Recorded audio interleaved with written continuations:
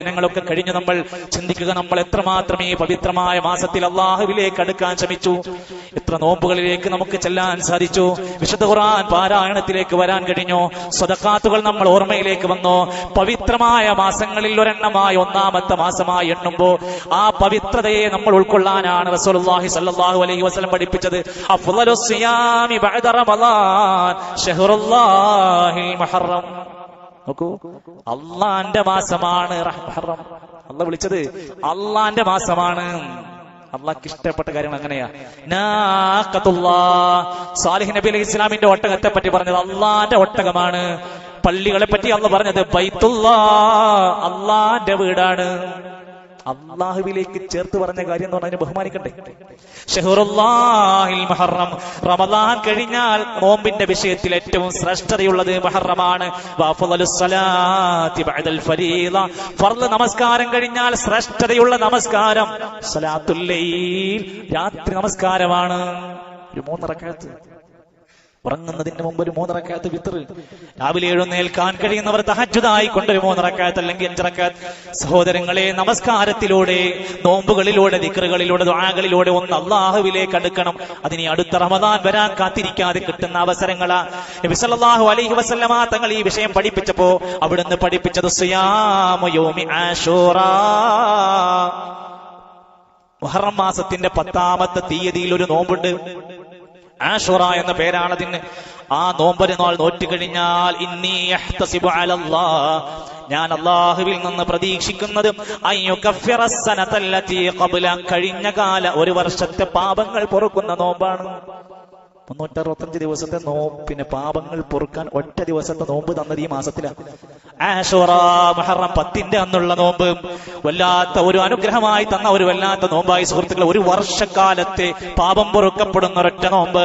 സാധാരണഗതിയിൽ ഏതെങ്കിലും ഒരു ദിവസം ഒരു വിശ്വാസി നോമ്പ് നോറ്റാൽ, മുഹറമണ്ട, ഏതെങ്കിലും ഒരു ദിവസം നോമ്പ് നോറ്റാൽ, മൻസാമ യൗമൻ ഫീ സബീലില്ലാ, അല്ലാഹുവിന്റെ മാർഗ്ഗത്തിൽ ഒരു ദിവസം നോമ്പ് നോറ്റാൽ, ബഅദല്ലാഹു വജ്ഹഹു അനിന്നാ 70 വർഷക്കാലം നരകത്തിൽ നിന്ന് അള്ളാഹു ആ മനുഷ്യനെ അകറ്റി മാറ്റും.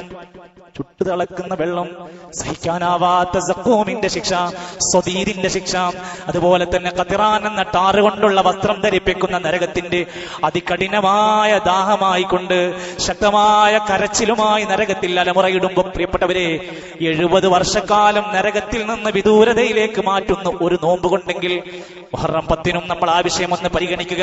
നബി സല്ലല്ലാഹു അലൈഹി വസല്ലമ തങ്ങൾ മക്കയിലായിരുന്ന സമയത്ത് ഫർള് പോലെ നോറ്റിരുന്ന നോമ്പായിരുന്നു. മദീനയിലെത്തിയ സമയത്ത് അവിടുത്തെ യഹൂദികൾ വരെ ആ നോമ്പ് നോൽക്കുകയാണ്. അവരോട് ചോദിച്ചു, ഇതെന്താ നിങ്ങളൊക്കെ നോമ്പ് നോൽക്കുന്നത്? ഖാലൂ ഹാദാ യൗമുൻ സാലിഹൻ, ഇത് നല്ലൊരു ദിവസമാണ്.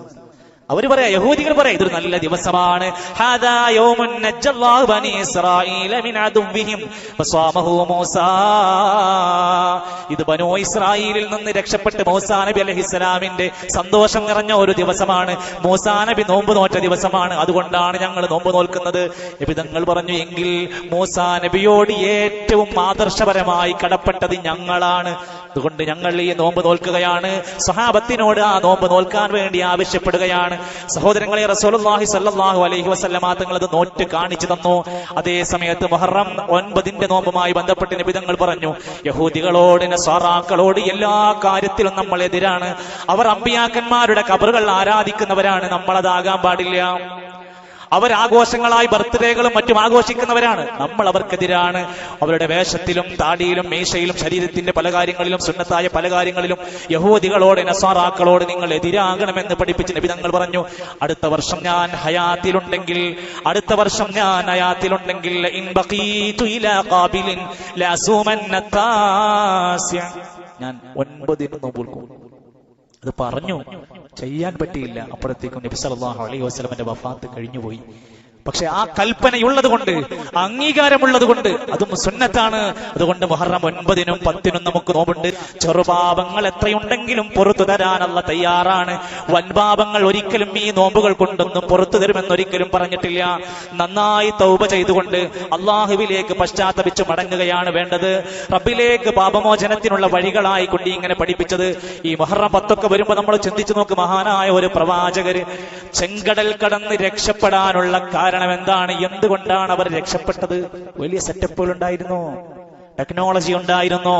വലിയ മിഷൻ എന്തെങ്കിലും കണ്ടുപിടിച്ചിരുന്നോ? സുഹൃത്തുക്കളെ, ഞാൻ എന്റെ റബ്ബിലിതാ റബ്ബി ഇന്നി ആമൻതു, ഞാൻ എന്റെ റബ്ബിൽ വിശ്വസിച്ചിരിക്കുന്നു, എന്റെ റബ്ബെനിക്ക് അഭയം നൽകും, എന്റെ റബ്ബെനിക്ക് ശിഫ തരും, എന്റെ റബ്ബെനിക്ക് അഭയം നൽകുമെന്ന് അടിയുറച്ച് വിശ്വസിച്ചപ്പോഴാണ് മൂസാ നബിക്കും തുച്ഛമായ അനുയായികൾക്കും അള്ളാഹു രക്ഷ കൊടുത്തത്. പഠിക്കണം അവിടെ.